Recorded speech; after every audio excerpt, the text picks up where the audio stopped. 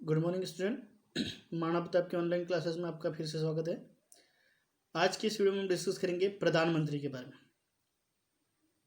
तो भारतीय संविधान के अनुच्छेद 74 में प्रधानमंत्री का जो पद है उसकी व्यवस्था की गई है। जैसा कि हमने पहले पढ़ा था आगे कि राष्ट्रपति की व्यवस्था कौन से अनुच्छेद में है, उपराष्ट्रपति की व्यवस्था कौन से अनुच्छेद में है। तो उसी तरह से राष्ट्रपति के पद की जो व्यवस्था जो थी हमारे वो अनुच्छेद 52 में थी, उपराष्ट्रपति की जो थी वो अनुच्छेद 63 में थी, और प्रधानमंत्री की जो व्यवस्था की गई वो भारतीय संविधान के अनुच्छेद 74 में की गई। प्रधानमंत्री की नियुक्ति कौन करता है और कैसे करता है? तो संविधान में उपबंधित है कि प्रधानमंत्री की नियुक्ति राष्ट्रपति करेगा। संसदात्मक प्रणाली के मूलभूत सिद्धांतों के अनुसार राष्ट्रपति लोकसभा में बहुमत दल के नेता को प्रधानमंत्री के पद पर नियुक्त करने के लिए बाध्य है। मतलब प्रधानमंत्री की नियुक्ति कौन करता है? प्रधानमंत्री की नियुक्ति जो है वो राष्ट्रपति करता है। अब राष्ट्रपति किस व्यक्ति को प्रधानमंत्री के पद पर नियुक्त करता है? तो हमारी जो संसदात्मक प्रणाली है इसके तहत लोकसभा के जो चुनाव होते हैं और लोकसभा में बहुमत दल का जो नेता होता है उसी को प्रधानमंत्री के पद पर नियुक्त करने के लिए राष्ट्रपति बाध्य है। मतलब प्रधानमंत्री के कोई अलग से चुनाव नहीं होते हैं। चुनाव किसके होते हैं? चुनाव जो होते हैं वो लोकसभा के होते हैं। लोकसभा के चुनाव में जिस पार्टी को, यानी कि जिस पॉलिटिकल पार्टी को, जिस राजनीतिक पार्टी को सबसे ज़्यादा सीट्स मिलती है उसको कहा जाता है बहुमत वाली पार्टी। तो उस बहुमत दल के जो नेता जो होते हैं उसको राष्ट्रपति के द्वारा प्रधानमंत्री के पद पर नियुक्त किया जाता है। समझ में आ गया? फिर भी कुछ ऐसी परिस्थितियां हो सकती है जिनमें राष्ट्रपति प्रधानमंत्री की नियुक्ति के संबंध में विवेक का प्रयोग कर सके। विवेक का प्रयोग का मतलब अगर ऐसी कोई कंडीशन आ जाती है, ऐसी स्थिति आ जाती है जिस समय किसी भी पार्टी के पास बहुमत नहीं हो, या संवैधानिक प्रमुख जो होता है वो राष्ट्रपति होता है, लेकिन वास्तविक प्रमुख जो होता है वो कौन होता है? प्रधानमंत्री। क्यों? क्योंकि संविधान के हिसाब से तो प्रमुख जो है वो राष्ट्रपति होता है, लेकिन वास्तव में उसकी सारी शक्तियों का इस्तेमाल जो है वो प्रधानमंत्री और उसकी मंत्रिपरिषद करता है। इस वजह से राष्ट्रपति जो है वो संवैधानिक प्रमुख है या वैधानिक प्रमुख है, और जो प्रधानमंत्री जो होता है वह वास्तविक प्रमुख होता है। तो प्रधानमंत्री का प्रमुख कार्य पहले है मंत्रिपरिषद का निर्माण। मंत्रिपरिषद का निर्माण कौन करता है? प्रधानमंत्री। अपना पद ग्रहण करने के बाद प्रधानमंत्री का सर्वप्रथम कार्य मंत्रिपरिषद का निर्माण करना होता है। प्रधानमंत्री ही निर्णय करता है कि वैधानिक सीमा के अंतर्गत रहते हुए मंत्रिपरिषद में कितने मंत्री हो और कौन कौन मंत्री हो। तो प्रधानमंत्री का पहला कार्य क्या है? मंत्रिपरिषद का निर्माण। मंत्रिपरिषद का निर्माण कैसे करता है? मंत्रिपरिषद का निर्माण करने के लिए साधारणतः प्रधानमंत्री जो है वो स्वतंत्र है, लेकिन अगर वास्तविक रूप में देखा जाए तो प्रधानमंत्री जो है वह अपनी पार्टी के जो उच्च अधिकारी हैं उनसे सलाह मशवरा करके चुने हुए जो प्रतिनिधि जो होते हैं उनको लेकर मंत्रिपरिषद का निर्माण करता है। अब कितने मंत्री रहेंगे वो वैधानिक सीमा जो तय की गई है उसके अंतर्गत रहकर वह मंत्रिपरिषद का निर्माण करता है। तो प्रधानमंत्री का पहला कार्य क्या हो गया? मंत्रिपरिषद का निर्माण करना। दूसरा है मंत्रियों में विभागों का बंटवारा और परिवर्तन।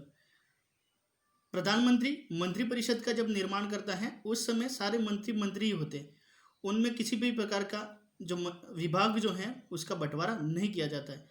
लेकिन बाद में प्रधानमंत्री जो है वह उनके विभागों का बंटवारा करता है।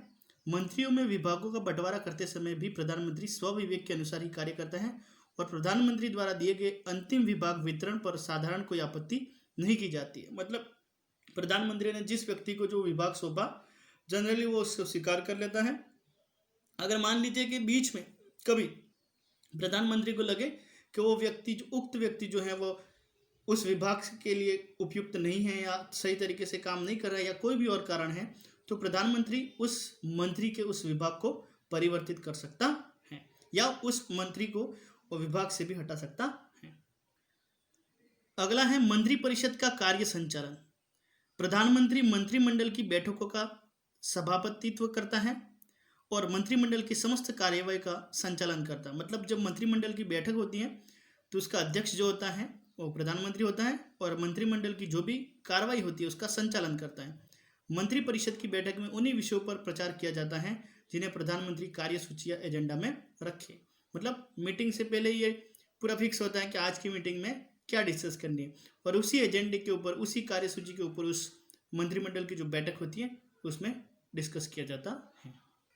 शासन के विभिन्न विभागों में समन्वय। प्रधानमंत्री शासन के समस्त विभागों में समन्वय स्थापित करता है जिससे कि समस्त शासन एक इकाई के रूप में कार्य कर सके। मतलब ये प्रधानमंत्री की जिम्मेदारी है कि शासन के जितने भी विभाग हैं, अलग अलग जो विभाग हैं, उनके बीच में वो कड़ी का काम करता है और सभी विभागों को एक साथ जोड़े रखने का जो कार्य है वह प्रधानमंत्री का है। प्रधानमंत्री संसद का मुख्यतया लोकसभा का नेता होता है और कानून निर्माण के समस्त कार्य में प्रधानमंत्री ही नेतृत्व प्रदान करता है। मतलब लोकसभा में जितने भी कानून बनाए जाते हैं उसका नेतृत्व जो है वो कौन करता है? प्रधानमंत्री, क्योंकि वो लोकसभा का एक नेता होता है। वार्षिक बजट सहित सभी सरकारी विधेयक उसके निर्देशानुसार ही तैयार किए जाते हैं। मतलब उसकी देख रेख में ही बजट तैयार किया जाता है और भी जितने सरकारी विधेयक जो हैं वो प्रधानमंत्री के निर्देशानुसार ही तैयार किए जाते हैं। राष्ट्रपति तथा मंत्रिमंडल के बीच संबंध स्थापित करता। प्रधानमंत्री का प्रमुख कार्य है कि वो राष्ट्रपति और जो केंद्रीय जो मंत्रिमंडल जो है उनके बीच में कड़ी का कार्य करता है। सार्वजनिक महत्व के मामलों पर राष्ट्र के प्रधान से केवल प्रधानमंत्री के माध्यम से ही संपर्क स्थापित किया जा सकता है। वही राष्ट्रपति को मंत्रिमंडल के निश्चयों से परिचित कराता है और वही राष्ट्रपति के परामर्श को मंत्रिमंडल तक पहुंचाता है। सीधे शब्दों में अगर इसको हम समझे तो राष्ट्रपति के द्वारा जो दिशा निर्देश जो दिए जाते हैं उसकी सूचना जो है वो मंत्रिमंडल को देता है और मंत्रिमंडल के द्वारा जो भी कार्य किया जाता है उसकी सूचना जो है वो प्रधानमंत्री राष्ट्रपति को देता है। इस तरह से प्रधानमंत्री राष्ट्रपति और मंत्रिमंडल के बीच में एक सेतु का काम करता है, एक पुल का काम करता है, एक कड़ी का काम करता है। और विभिन्न पद प्रदान करना। संविधान द्वारा राष्ट्रपति को जिन उच्चाधिकारियों की नियुक्ति का अधिकार दिया गया है व्यवहार में उनकी नियुक्ति राष्ट्रपति स्वविवेक से नहीं वरन प्रधानमंत्री के परामर्श से ही करता है। हमने राष्ट्रपति के टाइम डिस्कस किया था कि राष्ट्रपति जो है वो सुप्रीम कोर्ट के जज, हाई कोर्ट के जज, अटॉर्नी जनरल, गवर्नर, इन सबको नियुक्त करता है।